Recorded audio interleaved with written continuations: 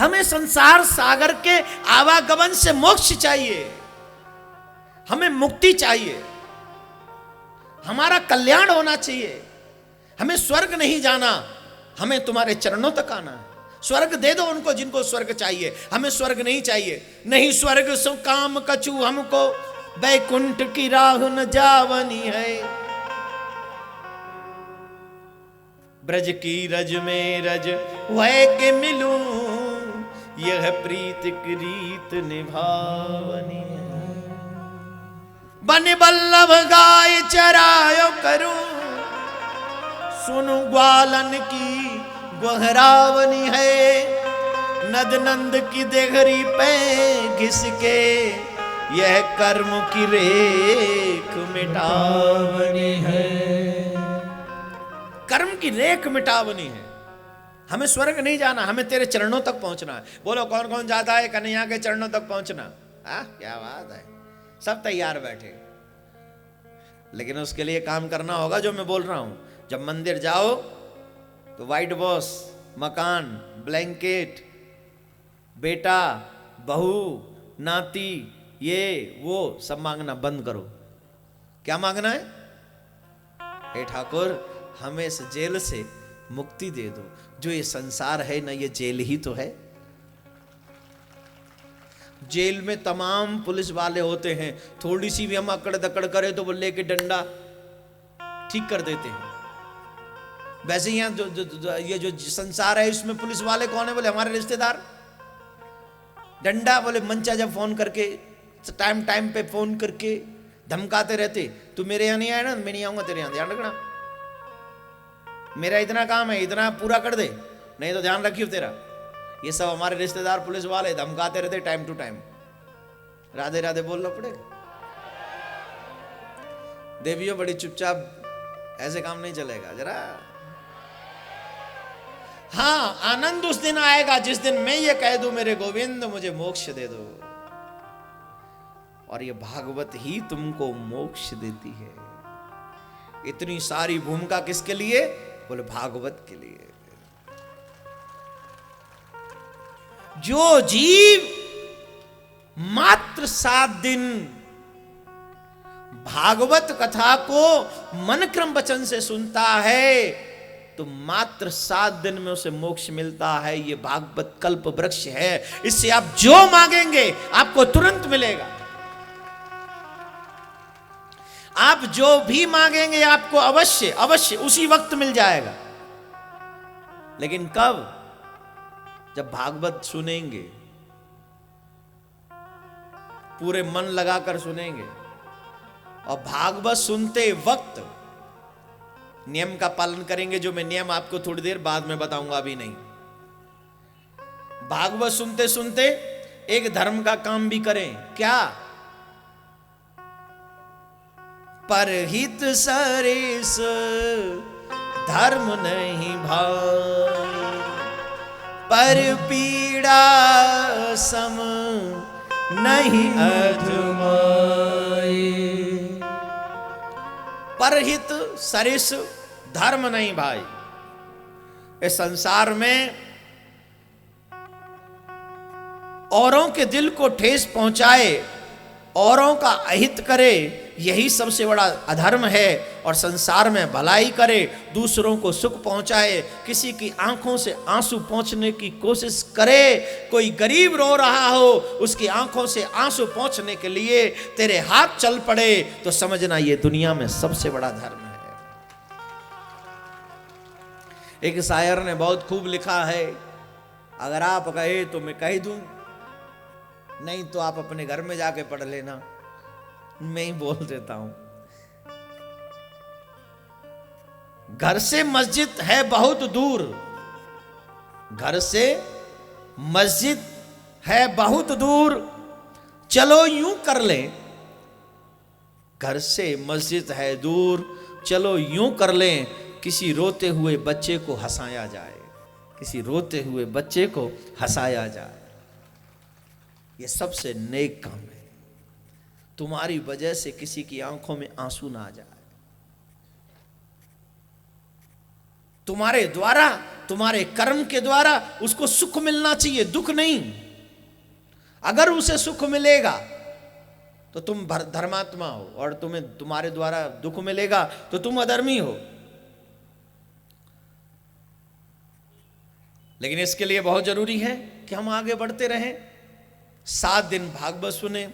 और भागवत ये तो वैसे मैंने कहा कि महाराष्ट्र की पावन भूमि है, और इस भूमि पर हमसे तो ठाकुर की कृपा है कि हम कथा बोल रहे हैं, लेकिन यहाँ पर नामदेव जैसे तमाम ऐसे भक्त हुए हैं जिन्होंने इस धरती को पहले ही पावन कर दिया है। नामदेव, तुकाराम, ऐसे ऐसे महान संत हुए हैं जिनके नाम से आज भी महाराष्ट्र की पावन भूमि गुंजायमान रहती है। और यहाँ पर तो आकर भक्ति जवान हो गई थी, पूर्णतः जवान हो गई थी भक्ति। घर छोड़ के वन में बास कियो, मन बास न त्याग कियो ही नहीं। सुन ले थोड़ा सा, हम लोग एक माला फेर लेते, हम कहते हम तो भक्त हैं बहुत बड़े। हम ऐसे भक्त नहीं हैं। भक्त कैसे? घर छोड़ के वन में बास कियो, मन बास न त्याग कियो ही नहीं। पंचकेश बढ़ाए की धुनी तपे, सत भोग हरि को दियो ही नहीं। सतसंग को रंग गंवाई दियो, सतनाम हरि को लियो ही नहीं। कहे दास सतार समझ ले मना, तूने प्रेम प्यालो पियो ही नहीं। तेने प्रेम प्यालो पियो ही नहीं। घर छोड़ के वन में चले जाओ, पंचकेश बढ़ा लो, सन्यास ले लो, बाबा जी बढ़ जाओ, संत बन जाओ, घर छोड़ दो, लेकिन भगवान को भोग मत लगाओ, सत्संग मत करो, ईर्ष्या द्वेष से छुटकारा ना मिले तो काय की भक्ति तुम्हारी? प्रेम को प्यालो, जब तक नहीं पियोगे तब तक आनंद नहीं आवेगा। और प्रेम प्यालो कब पियोगे? जब सदगुरु की पूरी कृपा हो जाए, ठाकुर की पूरी कृपा हो जाए। और जब गोविंद की पूरी कृपा हो जाएगी तो मैं दावे से कहता हूं मेरे प्यारे, तुम्हारे ऊपर ठाकुर जी कृपा होगी तो तुम्हें ये प्रेम प्यालो अवश्य मिलेगो, यहीं मिलेगो और रोज मिलेगो, हमेशा। जोर से बोलना पड़ेगा। बार बार वर मांग हो, हरस देव श्री रंग, पद सरोज अनपायनी, भक्ति सदा सत्संग। जब भी भगवान के मंदिर में जाओ ना तो दुनिया की वस्तु मांगने से पहले क्या मांगना चाहिए? भक्ति सदा सत्संग। हम तुम्हारी भक्ति करें, सत्संग बढ़ाते रहें, जीवन में सत्संग होता रहे। लेकिन आज ठाकुर ने आपकी सुन ली है। आज क्या हो रहा है यहाँ? सत्संग, वो भी भागवत का। ये भागवत क्या है? बोले ये पंचम वेद है।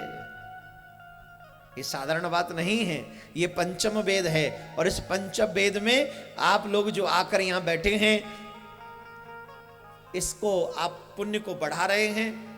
ठाकुर जी से एक ही प्रार्थना है कि आप ऐसे ही अपने जीवन को हरिमय बनाते रहें, कृष्णमय बनाते रहें। ये भागवत की भूमिका थी। आइए अब भागवत का प्रथम श्लोक आप मेरे साथ बोलेंगे। सर ढकेंगे और सर ढक के भागवत का प्रथम श्लोक मेरे साथ बोलेंगे। कहते हैं भागवत का एक श्लोक, और एक ना हो सके तो आधा, और आधा भी ना हो सके तो चौथा चरण भी बोल दिया जाए तो भगवान जहां पर भागवत का चौथा चरण भी बोला जाता है श्लोक का, भगवान वहां स्वयं आकर वास करते हैं। तो आइए हम और आप सभी भगवान को याद करेंगे और पहला श्लोक आप मेरे साथ बोलेंगे। सच्चिदानंद रूपाय, सच्चिदानंद रूपाय, विश्वोत्पत्त्यादिहे तवे, विश्वोत्पत्त्यादिहे तवे, तापत्रय विनाशाय, तापत्रय विनाशाय, श्री कृष्णाय वयं नमः, श्री कृष्णाय वयं नमः। मैंने अभी आपको शुरुआत में बताया, जीव दो प्रकार से नमन करता है भगवान को भी।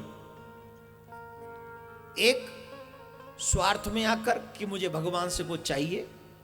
पंडित जी ने बता दिया तेरा शनि बहुत भारी है, तेरे ऊपर राहु की महादशा चल रही, शनि की 7.5 चल रही। बोले शनि की 7.5 कैसे उतरेगी? बोले पाठ करा और भगवान कृष्ण की 16 माला जाप कर, तो झट लग गया माला जपने। वो भगवान की माला नहीं जप रहा है, वो शनि के मारे माला जप रहा है। बोलो हाँ या ना? हमें जब पंडित जी कोई पूजा पाठ बताते तो हम मजबूरी में जपते हैं ना, तो मजबूरी है, मन तो नहीं है। लेकिन भक्ति किसको कहते हैं? बोले जब मजबूरी मन बन जाए, मजबूरी मंजूरी बन जाए, मजबूरी ना रहे मंजूरी बन जाए। बहुत से लोगों को मैंने देखा है, बोले महाराज सुबह हमको पाठ करना होता है ना, सुबह हमको ये करना होता है ना, जब तक हम लोग वो पाठ नहीं कर ले हम चाय नहीं पीते। अरे तू चाय नहीं पीता ये बात तो समझ में आती, लेकिन पाठ, वो चाय पीने के लिए पाठ को तू कैसे बुरी दशा कैसे खींचता है ये तो तू ही जानता है ना। तू पाठ करने से पहले चाय नहीं पीता है ये बात मेरी समझ में आती है, लेकिन चाय पीने के लिए पाठ की क्या दुर्दशा करता है ये तुझे नहीं पता। ऐसे समझता है जैसे राजधानी एक्सप्रेस खींच देता है पाठ को, पाठ भी परेशान हो जाता है, बोले ये कर क्या रहा है, मैं कहां तक दौड़ूं इसके साथ साथ है? किसके लिए? चाय के लिए। इससे तो बेटर है ना पहले तू चाय पी ले फिर पाठ कर ले। चाय ने पाठ को मजबूरी बना दिया है, इसलिए पहले चाय पी के खत्म कर।